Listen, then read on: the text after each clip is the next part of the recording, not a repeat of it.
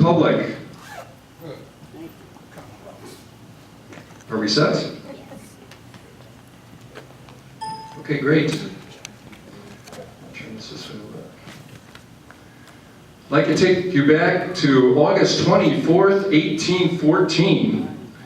On that date, the British sailed up Chesapeake Bay. They marched across Maryland, captured Washington, D.C., and they set it afire, the White House and the Capitol. And it is said that they did this because the American forces had done this to Toronto the year before.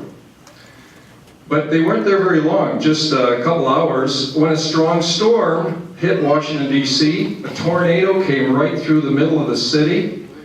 It tore the roofs off buildings, hurled cannons about, and supposedly killed more British forces than the U.S. soldiers. And so they left the city. And according to history, on the way out of the city, a British general on his horse talked to a woman of Washington, D.C., and he said, "Madam, is this the kind of weather you're accustomed to in this infernal nation?" And she said, "No, sir, this is a intervention by Providence to drive our invaders from the city." But can you imagine what they say today if a tornado hit Washington, D.C.? Thank God. Well, after the cheering stopped, they'd say, "This must be due to man-made climate change." We have arrived at a moment of decision. Our home, Earth, is in danger. What is at risk of being destroyed is not the planet itself, of course, but the conditions that have made it hospitable for human beings. Scientists are saying this. Glaciers are falling down. Ecosystems are suffering. You can see the world's climate change because of two factors. One, man-made pollution. Number two, a huge reliance that the world has on petroleum and fossil fuels. Well, unfortunately, former Vice President Gore and former Governor Richardson are in good company. Today, more than 190 heads of state say they trust in climatism, the belief that humans are causing dangerous global warming. All of our leading companies, leading universities, the United Nations, our major scientific organizations, the news media, have all signed up to the theory that humans are causing dangerous climate change. And the world is spending over $250 billion a year to try and stop the planet from warming. And you've all, I don't know if you've heard about Henry Louis Mencken, American journalist, but he said for every complex problem there's a simple answer. That's wrong. So let's look at the simple science behind the theory of man-made global warming. And the theory of man-made warming is based on four principles. The first is the greenhouse effect. Sunlight enters our atmosphere, it's absorbed by the surface of the Earth. Like any warm body, the Earth gives off lower energy infrared radiation. A little bit of that goes out into space, but most is captured by greenhouse gases in our atmosphere. Those gases then re-radiate that energy, and that does tend to warm the planet. The second basis is rising atmospheric carbon dioxide levels. Modern measurements were first made in the 1950s, and at that time scientists measured about 315 parts per million in our atmosphere. That has risen to about 400 parts per million, and the proponents of man-made warming say this comes from our industries, and this is increasing the greenhouse effect. The third basis for the theory is rising global temperatures. Global temperatures have risen about 1 degree in the last 130 years, about 0.7 degrees Celsius or 1.3 degrees Fahrenheit. And the fourth basis is computer model projections. Supercomputers like this one in England run climate models, and those models predict a much faster rise in temperatures, a rise of about 3 degrees Celsius or 5.4 degrees Fahrenheit by the year 2100. And from that rise, you've all heard about the problems we're going to encounter: melting ice caps, rising oceans, flooding our coastal cities, stronger hurricanes and storms, species extinction, droughts and floods. But patriots of Virginia Beach, there is no empirical evidence that increasing greenhouse gases are the primary cause of global warming. Now, New Jersey Governor Chris Christie has said, climate change is occurring and humans play a contributing role. Yeah, I agree with that statement, but that's a meaningless statement. Climate is always changing, and my 12-pound dog plays a contributing role. The real question is, what is the size of the human contribution? Because Earth's climate is complex. This is just a simplified diagram. Climate is shaped by powerful forces from the solar system, the atmosphere, the oceans, and the land. Sunlight drives all weather on Earth. Sunlight falls directly on the tropics and the equator, where much energy is absorbed. It falls indirectly on the polar regions, where little energy is absorbed. Jet streams, hurricanes, microbursts, the storm fronts, ocean currents, all act to redistribute heat from the tropics to the poles. The oceans play a powerful role in Earth's climate. The oceans have 250 times the mass of the atmosphere and can hold more than 1,000 times the heat. And then we have aerosols, volcanic dust, desert dust, pollen from plants going up into the atmosphere and shaping the climate. Yet today's climate scientists are obsessed with the level of carbon dioxide in the atmosphere, a very, very small part of the overall picture. Matter of fact, CO2 is a trace gas. One way to think about it is to picture a sporting event with 10,000 fans. Only 4 of every 10,000 molecules in the atmosphere are carbon dioxide. And the amount that humans could have added in all of our history is only a fraction of one of those 4 molecules. Now I'm going to give you some questions tonight. So the first one is, what is nature's most abundant greenhouse gas? Methane. Water vapor. Methane's a good, but water vapor is the answer. It's not carbon dioxide, it's not methane, it's water vapor. Scientists estimate that somewhere between 75 and 90% of Earth's greenhouse effect, which is causing our warming, they claim, is due to water vapor in clouds. So if we're conservative and we say 3/4 of the greenhouse effect is due to water vapor in clouds, then the rest of it is caused by carbon dioxide, methane, and other gases. But then we need to ask, well, how much of that last quarter is due to emissions from our industries? Because the oceans hold 50 times as much carbon dioxide as the atmosphere, naturally dissolved. And the oceans are always releasing carbon dioxide and absorbing carbon dioxide. When plants grow, they absorb carbon dioxide. When they die, carbon dioxide is released. And then we have volcanoes, both above the surface of the ocean and about 10 times as many under the surface of the ocean, putting gases like carbon dioxide into the atmosphere all the time. Every day, nature puts 25 times as much carbon dioxide into the atmosphere as all the industries of Earth.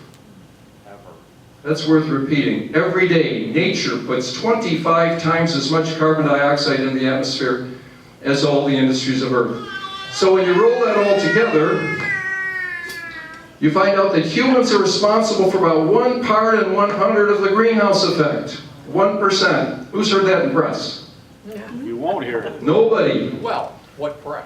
Everybody talks about how we're putting greenhouse gases in our atmosphere from the industries, yet we are responsible for about 1 part in 100 of the greenhouse effect.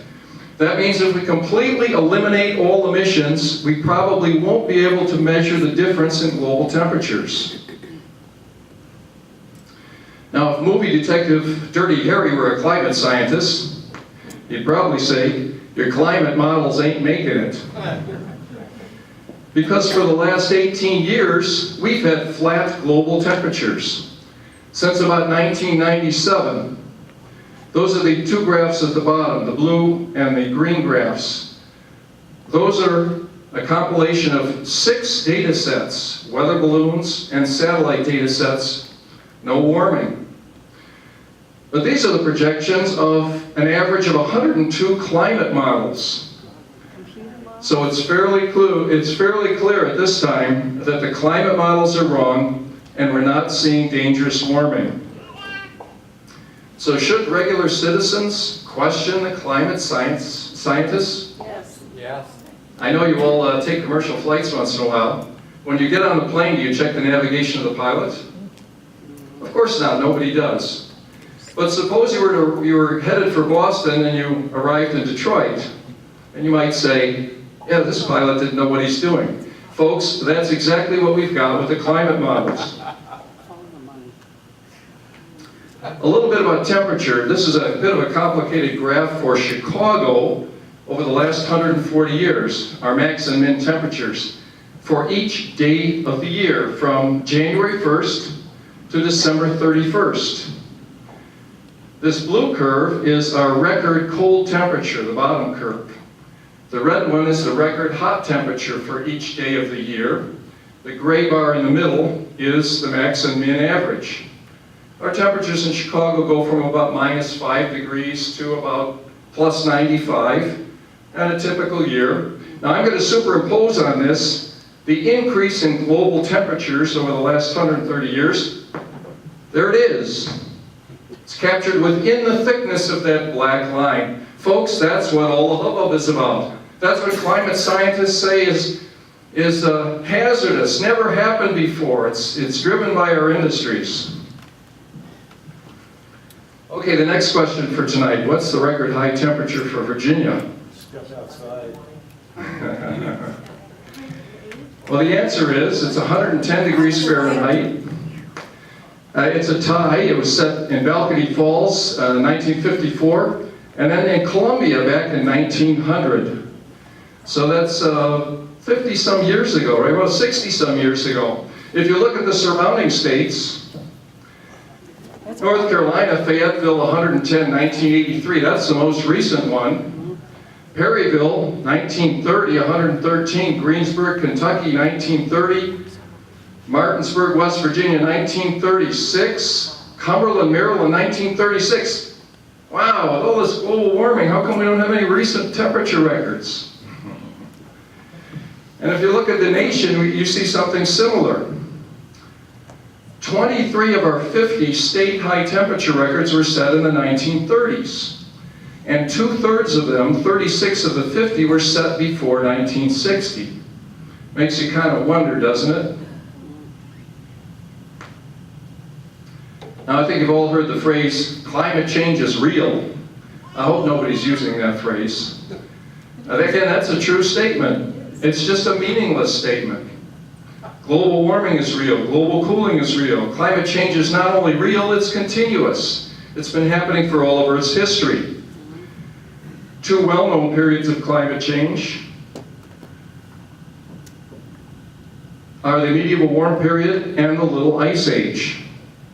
The medieval warm period was a period from 900 to 1300 AD when the Vikings settled southwest Greenland. They formed a colony at Havasi. That was 600 years before the Jamestown colony. They farmed, they raised livestock, traded polar bear skins. That colony grew to 5,000 inhabitants. And the Book of Icelanders, which is a historical work, says that at that time there were trees 6 meters high, 20 feet high around Havasi.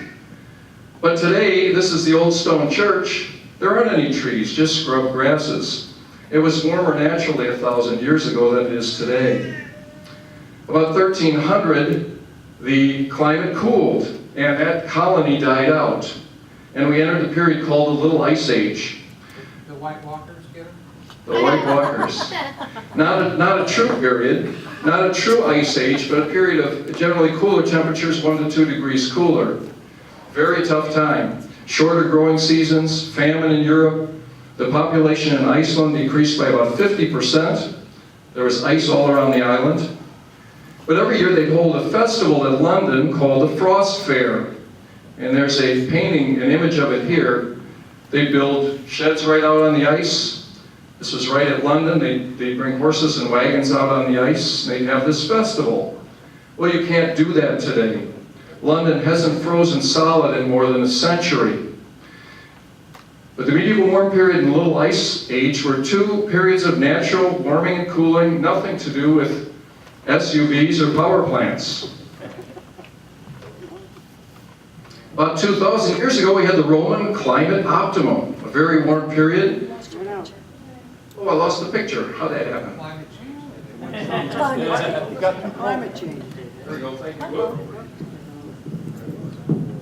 Technical difficulties. Didn't pay the cars. The fall of the Roman Empire. Oh, is there like a jiggle in the wire or something? It's all right, keep talking. Yeah. This is visual aids. Tell you, it's fall of the Roman Empire. Just sold it. That's the climatologist got your computer, man. Maybe it's just that. Come on. Hang on, we got another wire coming. Okay. All right, here we go. All right. Anyway, this was the time when the Romans conquered the Mediterranean in those short skirts. And at that time, they grew olives in Germany, and they produced wine from grapes grown in England. If we look a little more quantitatively over the last 10,000 years, this is from ice cores in Greenland. It's a look at temperatures. Start here at present day 0, go back 2, 4, 6, 8, 10,000 years, and we see the temperature rises and falls and rises and falls. Here's the medieval warm period, the Little Ice Age, and our modern warm period. Now, the National Oceanic and Atmospheric Administration of our own government puts out statements all the time saying things like, the decade from 2000 to 2009 was the warmest on record. They all sound very, very alarming. What you need to know is on record, though, refers to the thermometer record, a very short period in climate terms. I'm going to put that up here. See that little green dot over there? That's the thermometer record. That decade was the warmest on record. Isn't that terrific? But that's a very misleading statement that ignores all the periods over the last 10,000 years when it's been warmer than it is today. About 2008, this poster was put up in eastern airports. Washington and Boston. And it shows the Mendenhall Glacier, which is near Juneau, Alaska. Picture on the left shows it in 1894 when the glacier was big. Here's the picture in 2008. And of course, they said this was due to man-made warming. Just 3 years ago, some scientists from the University of Alaska went down in ice caves under the Mendenhall Glacier and found some interesting evidence. So this is inside the glacier. What is right here is a tree stump. That tree stump is 1 foot in diameter. The roots are still in the ground. They radiocarbon dated it. It's 1,000 years old. It grew up during the medieval warm period. And they found many other stumps like this. So where we have a glacier today, 1,000 years ago, we had a forest. And the bottom line, I don't have a lot of time to get into it. It is in my books. But climate change is overwhelmingly driven by natural cycles. The sun, the ocean currents, the weather, and man-made greenhouse gases play only a very minor role. But what about sea level rise? Al Gore and others have predicted a 20-foot rise, and if that happens, of course, you'd all have to move from Virginia Beach. Here's a look at Florida with a 6-meter rise. So to examine this question, we have to talk about the 3 ice caps of Earth, the North Pole, South Pole, and Greenland. This is a look at satellite data. It is true that Arctic ice has been declining for about the last 30 years. And we got low levels in 2007, 2013. Three things you need to know, and by the way, climate scientists said, well, this is evidence that it's got to be your SUV.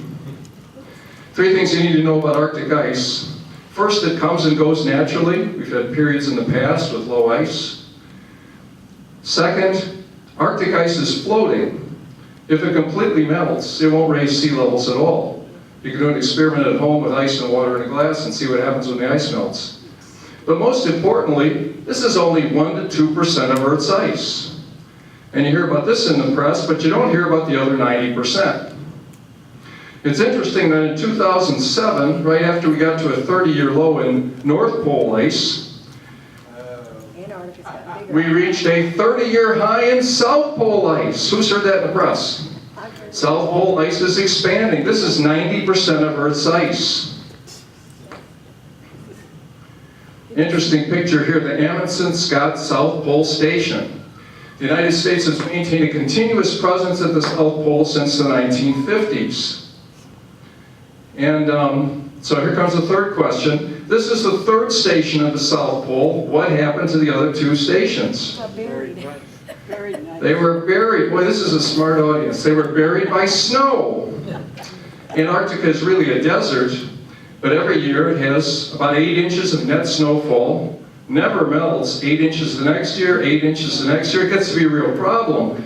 You can see the second station over here, this geodesic dome, snow up all around the sides, no longer usable. And if you look closely at this station, it's comprised of 7 modules, 7 modular buildings, and it sits on stilts. So what they do every year is as the snow accumulates, they jack up these buildings over the accumulating snow. Folks, this is the South Pole. It's getting thicker, and the climate models can't explain this. Now, if you watch PBS, now the third chunk of ice is Greenland, about 8 to 9%. If you watch PBS, they'll show you pictures of a moulin like this with the water falling down, and they'll hint that this is some sort of abnormal event. Greenland actually, though, sits at a spot in the world where the ice melts in the summer and it freezes in the winter. So this has been going on for centuries and centuries. I want to tell you the story of the P-38 Glacier Girl, which you can look up online. Don't Google it right now, but 1942, 8 planes took off from the United States to participate in the European theater. They were flying, by the way, in Newfoundland, Greenland, Iceland, Scotland, and the United Kingdom. But when they took off from Greenland, they got caught in a storm, and they were forced to turn around and crash land on the ice of Greenland. They abandoned the planes. They were all rescued by the Coast Guard. But then 40 years later, expeditions were mounted to go find the planes. And they thought, well, we'll just dust off the snow and bring them home. First 3 expeditions couldn't find the planes, even though they knew right where they left them. Very strange. The 4th expedition went back with sophisticated subsurface radar and found the planes immediately. And this is a picture of the Glacier Girl in an ice cave. This plane was found under 268 feet of ice. They tunneled down, dug out this cave, they disassembled it, pulled it back up, it's flown in air shows. But the interesting thing from a climate point of view is in 50 years, almost 270 feet of ice accumulated on top of these planes on the melting ice cap of Greenland. Well, in fact, Greenland ice is melting near the edges, but it's getting thicker in the center and it's stable overall. Now, the Intergovernmental Panel on Climate Change of the United Nations says that global average sea level rose at an average rate of 1.8 millimeters per year from 1961 to 2003, but the rate is accelerating over the last 10 years to 3.1 millimeters per year. I gotta look for my visual aids. So what I have here is a quarter and a dime. By the way, they do this with radar altimeters. They look down with satellites and they can measure the distance. So what they're saying is a thickness of a quarter averaged across all the oceans is what it used to be rising a year. Now we put a dime on top of it and this is the new rise. Anybody think that they can measure that difference over all the oceans of the world? Don't you believe it?